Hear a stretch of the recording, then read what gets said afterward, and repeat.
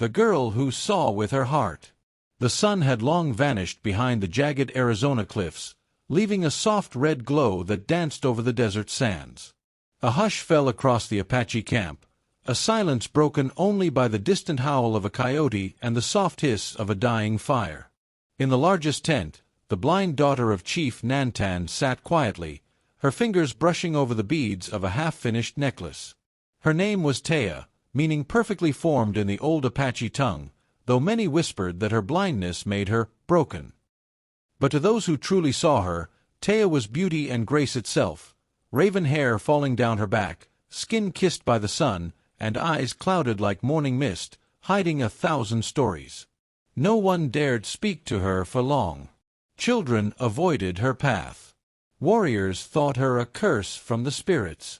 Even the elders pitied her more than they loved her. Only her father, proud and aging Chief Nantan, refused to let the tribe forget her worth.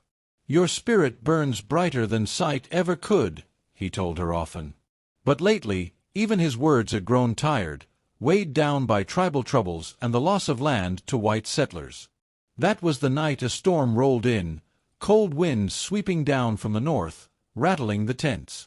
The campfire nearly died as thunder cracked across the heavens. And along the lonely trail that cut through the valley, a stranger rode into their fate. He was a cowboy, rough around the edges, with a wide-brimmed hat low over his brow and dust clinging to his coat. His horse limped, wounded from the rocky terrain. His name was Cole Maddox, a drifter with no home but the open land. By the time he reached the Apache settlement, rain had started to fall, hard and cold.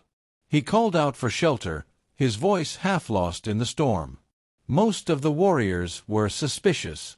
White men had brought too much pain to their people. But the chief, seeing Cole's injured horse and his weary eyes, allowed him a night's rest by the fire. Taya, sitting nearby, heard the unfamiliar drawl of his voice. Her head tilted slightly.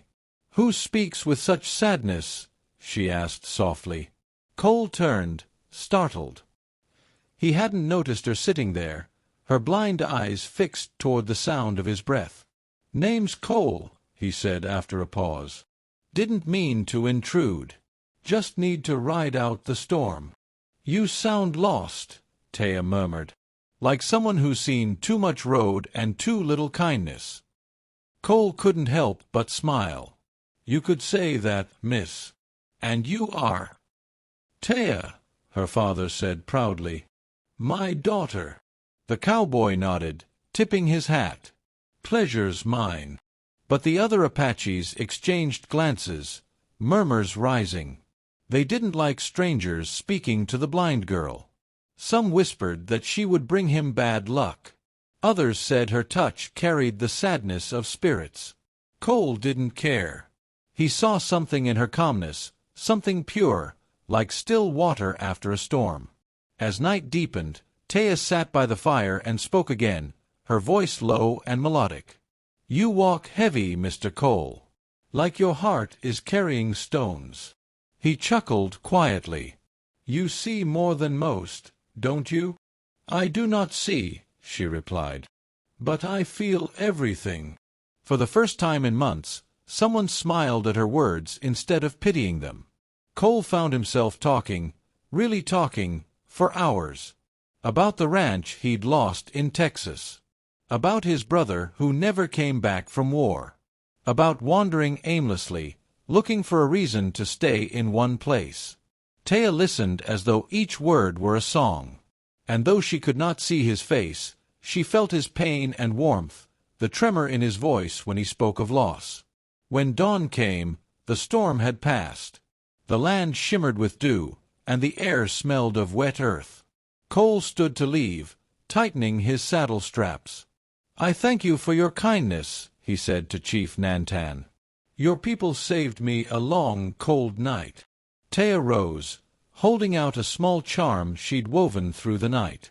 "For your journey," she said, her fingers brushing his calloused hand. Cole hesitated. The charm was simple, beads and feathers bound with sinew, but something about it made his chest tighten. "Thank you, Taya," he said softly. "I'll carry it." Her lips curved into a faint smile. "And it will carry you."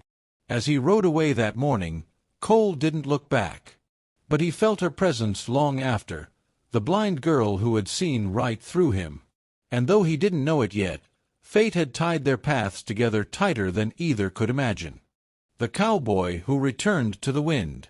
The desert had changed in the weeks since Cole Maddox rode out of the Apache camp.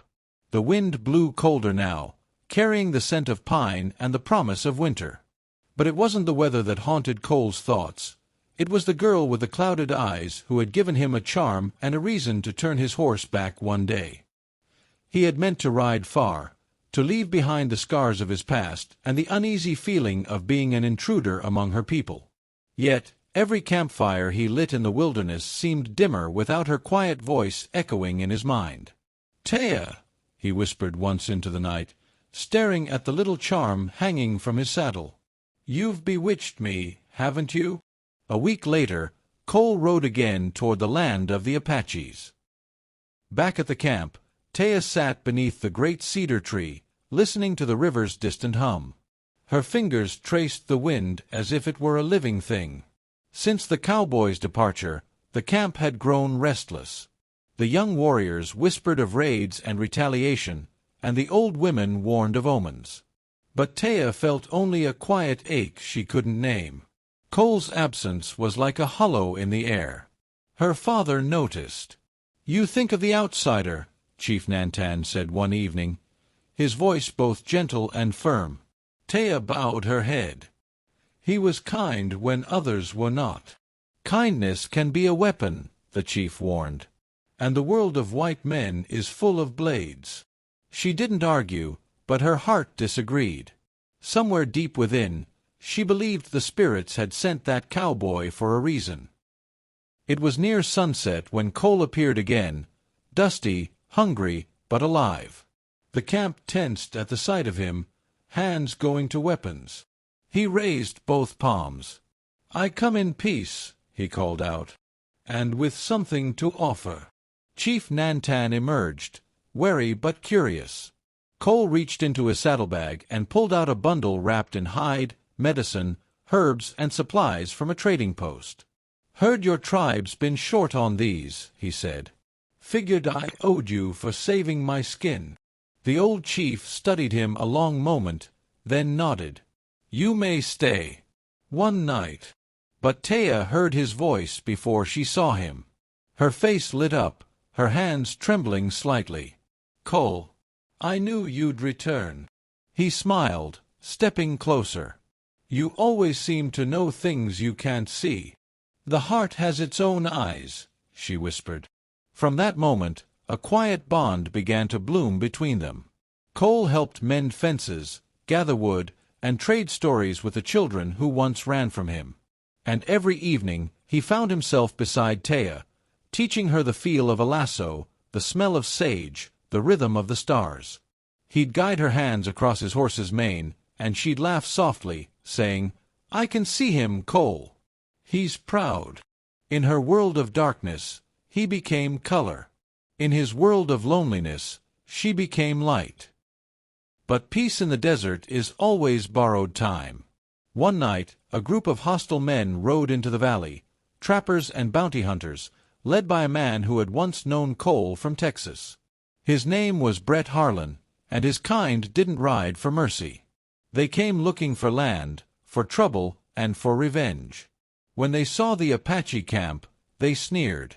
"Savages and strays," Brett spat. "Looks like you've made yourself a new home, Maddox." Cole stepped forward, hand on his revolver. "This isn't your land, Brett. Ride out before blood gets spilled." But Harlan just laughed. "You always were soft. Now you're defending Indians. Maybe that blind girl's got your head turned." The words cut like a knife. Taya, standing behind her father, felt the heat of danger in the air. The fight came fast, gunfire, shouting, chaos under the moonlight. Cole and the Apache warriors fought side by side, defending the camp. Smoke filled the night. Horses screamed. When it was over, 3 men lay still in the sand, including Brett Harlan. Cole was bleeding from his arm, his shirt torn. Taya ran to him, her trembling hands finding the wound. "You're hurt." "It's nothing," he said through gritted teeth. "You're safe. That's all that matters." She pressed her forehead to his chest. "You risked your life for us." "For you," he murmured. "I didn't realize until tonight, Taya. I can't ride away anymore." Her breath caught, and tears slid down her cheeks. "I cannot see the world, Cole, but when you speak, I feel it again. You are my sight." He cupped her face gently. "And you're my reason to stay." In the days that followed, peace returned to the valley. The tribe began to accept him, slowly but surely. Chief Nantan, though cautious, saw in Cole a man of honor, a man who had fought not for glory, but for love. One evening, under a red sky, Cole took Taya's hands and placed them over his heart. "If you'll have me," he said softly, "I'll stay by your side. Doesn't matter if the world calls us different." Taya smiled, the dying light reflecting in her clouded eyes.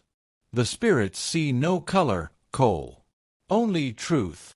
And as the night fell over the desert, the cowboy and the blind Apache girl stood together by the fire, two souls who had found light not through sight, but through love. The wind carried their laughter far into the canyons, and those who heard it swore the desert itself smiled that night.